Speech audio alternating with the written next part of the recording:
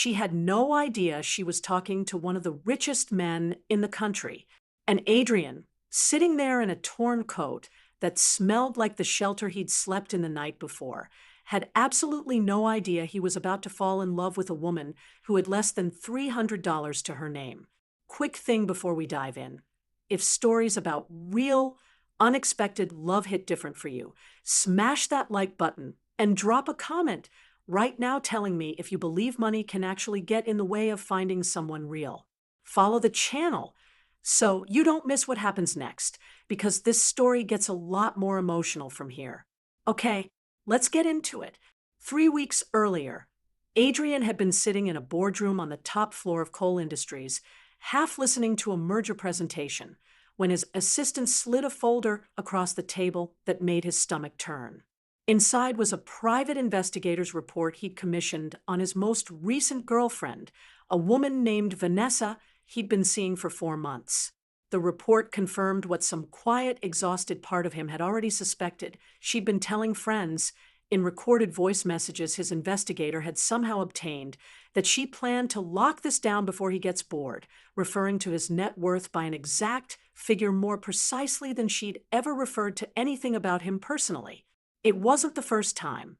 It was, by his count, the fifth. Adrian was 38 years old, self-made twice over, first through a logistics startup he'd sold in his 20s, then through Coal Industries, the real estate and infrastructure empire he'd built from that initial windfall. He'd been profiled in every major business publication, invited to speak at conferences on 3 continents, and had somewhere along the way become almost entirely unable to trust that anyone who smiled at him was smiling at him and not at the number attached to his name. He thought back, that night, to all the small moments over the years he'd talked himself out of questioning. The way dates always seemed to know his restaurant preferences before he'd mentioned them, the way conversations circled, gently but persistently, toward his properties, his portfolio, his plans for the company's next decade. He'd told himself for years that this was simply what came with success, a tax he paid without complaint for the life he'd built. Sitting alone in that penthouse, he finally let himself admit how exhausted he actually was by paying it.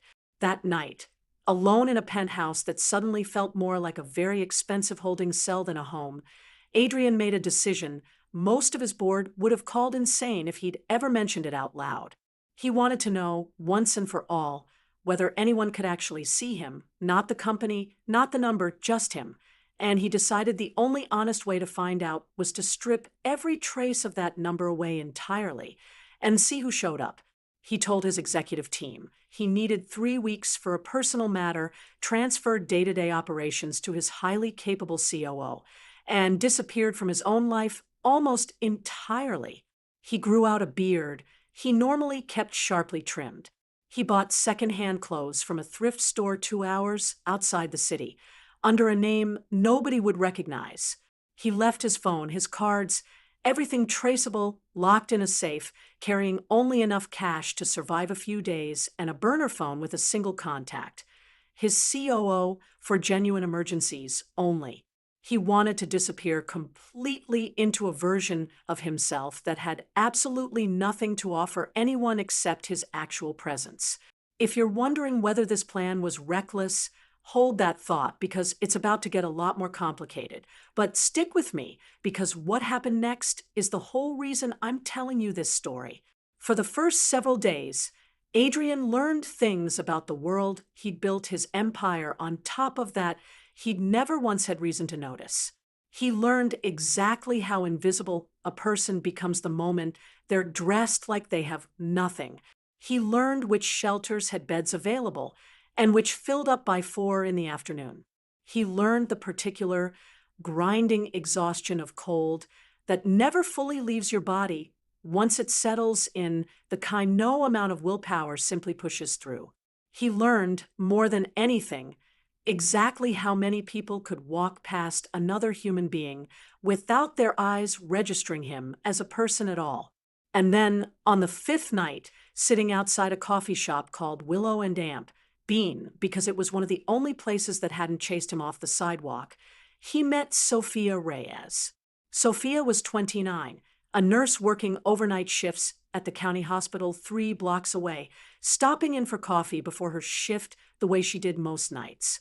She wasn't wealthy. Her own studio apartment barely qualified as more than a single furnished room.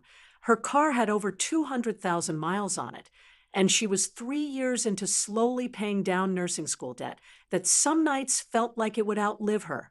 But she'd grown up watching her own mother struggle through similar hard years, and something in her had never learned to walk past someone who needed a warm cup of something more than a moment of her attention. She didn't just hand Adrian the coffee and walk away that first night. She sat down on the curb beside him, still in her scrubs, and asked him his name like it actually mattered to her whether she got an honest answer. He told her his first name was true, at least. Adrian, no last name offered, no explanation needed for a man who clearly didn't want to give one. She didn't push. She asked instead about small, ordinary things, whether he'd eaten that day, whether the shelter 3 blocks over had space that night, whether he had anywhere warm to actually sleep. When he admitted, honestly, that he didn't have a bed lined up yet, she didn't flinch or pull back the way so many people instinctively did around unhoused men his size. She simply told him about a church 2 blocks further that kept extra cots on cold nights and walked with him partway there before her shift started, talking the entire way about nothing important, filling silence with kindness because she seemed to understand. Instinctively, that silence can feel like judgment to someone already carrying enough of it. That was the first night Adrian Cole, a man who negotiated 9-figure deals without blinking, found himself completely unable to find the right words to explain why a stranger's basic decency had nearly brought him to tears on a public sidewalk.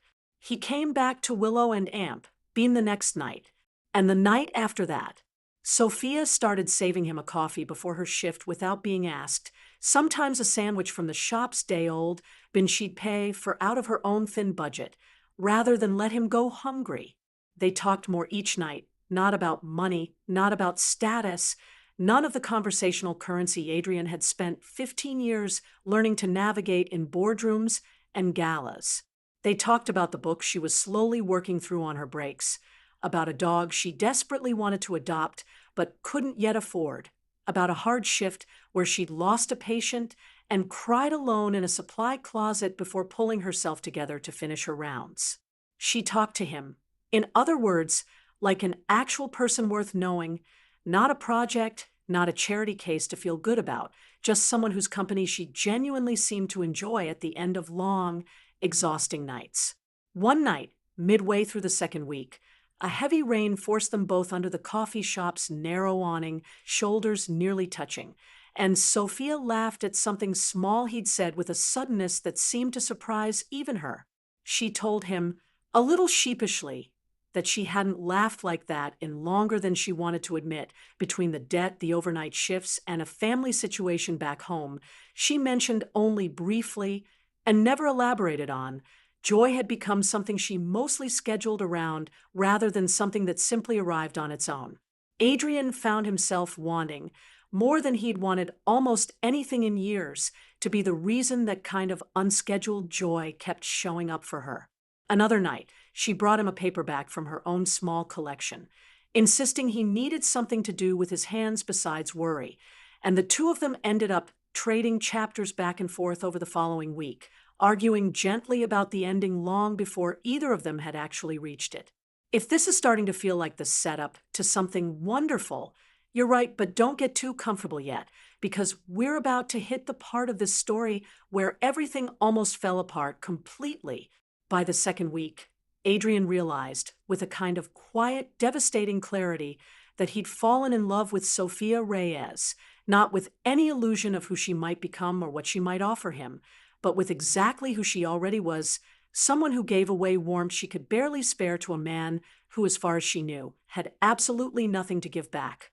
And that realization terrified him more than any hostile takeover ever had, because he understood exactly what came next. He would eventually have to tell her the truth, and there was no version of that conversation that didn't carry the risk of losing her entirely.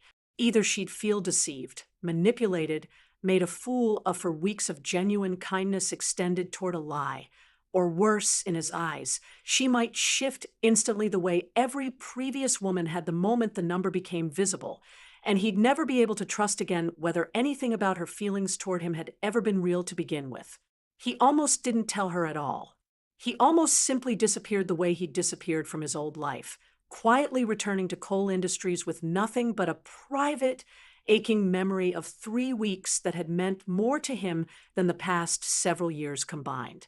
But on the 18th night, sitting on their usual curb outside Willow and Amp, Bean, Sofia said something that made the decision for him. She told him, quietly, that her shift the next day was her last one before a scheduled week off, and she wanted to use part of it to help him find something more stable. She'd been quietly researching transitional housing programs on her breaks, had already spoken to a caseworker friend at the hospital about expediting an intake appointment for him. She wasn't asking anything in return. She was simply, exhaustedly, still trying to help, even though helping him had never once benefited her in any way she could measure. Adrian sat with that for a long moment, watching steam rise off his coffee, and understood that a woman willing to spend her 1 week off helping a man she believed had nothing deserved, at minimum, the truth about exactly who she'd been helping. Sofia, he said quietly, I need to tell you something, and I need you to let me finish before you say anything. He told her everything. Coal industries, the 11-figure net worth she'd never once asked about or seemed to care existed, the girlfriend and the investigator's report, and the decision, admittedly reckless, to disappear entirely and see who might actually show up for the man underneath all of it. He watched her face carefully as he spoke, bracing for anger, for the particular kind of hurt that comes from discovering weeks of your own genuine kindness had been, in some sense, a test you never agreed to take. For a long moment after he finished, Sofia said nothing at all. Then she stood up from the curb, and Adrian's stomach dropped, certain he was about to watch her walk away, for good. Instead, she crouched back down in front of him, the exact same posture she'd held the first night they met, and asked him one simple question. Did any of it feel real to you?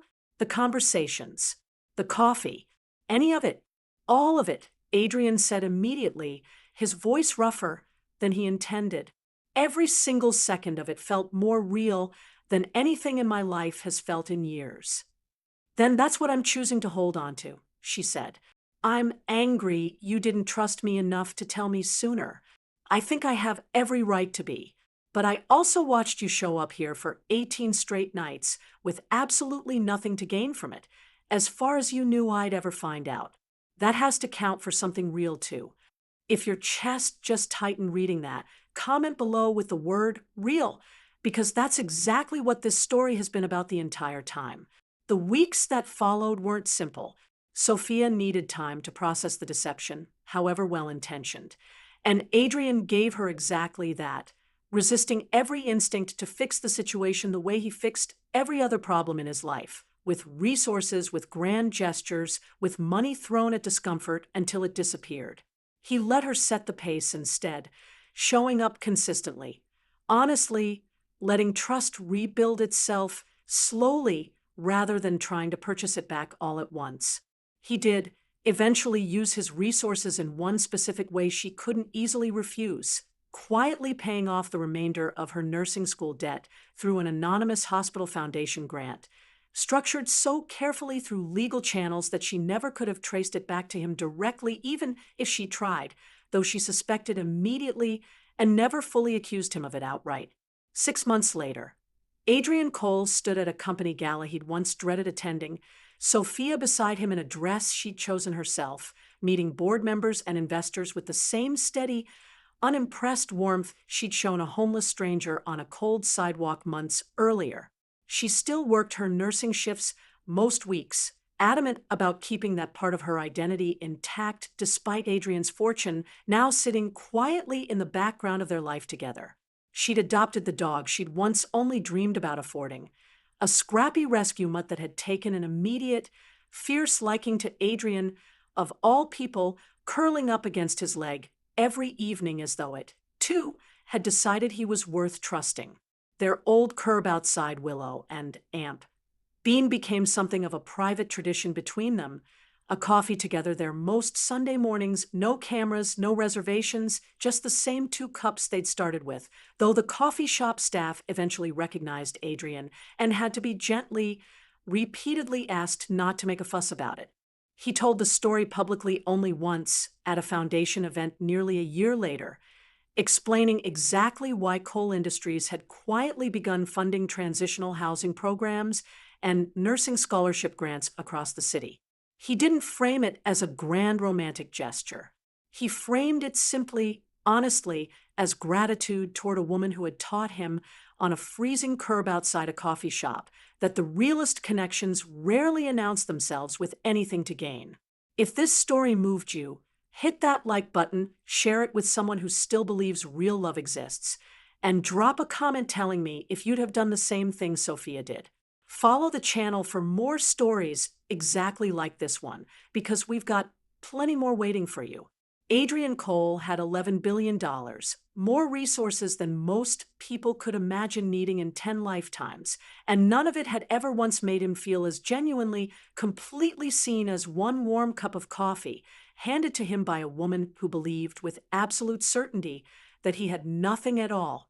He kept the torn coat, in the end, folded carefully in a closet no one else ever opened, not as a costume, but as a reminder of the only version of himself he'd ever been entirely sure someone loved simply for existing.